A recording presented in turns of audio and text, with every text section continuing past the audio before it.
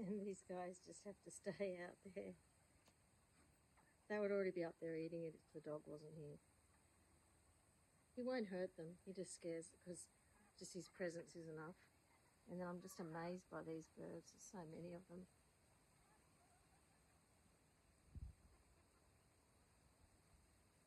And seagulls.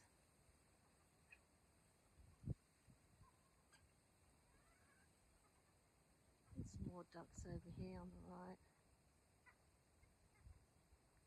Just everywhere. They're amazing.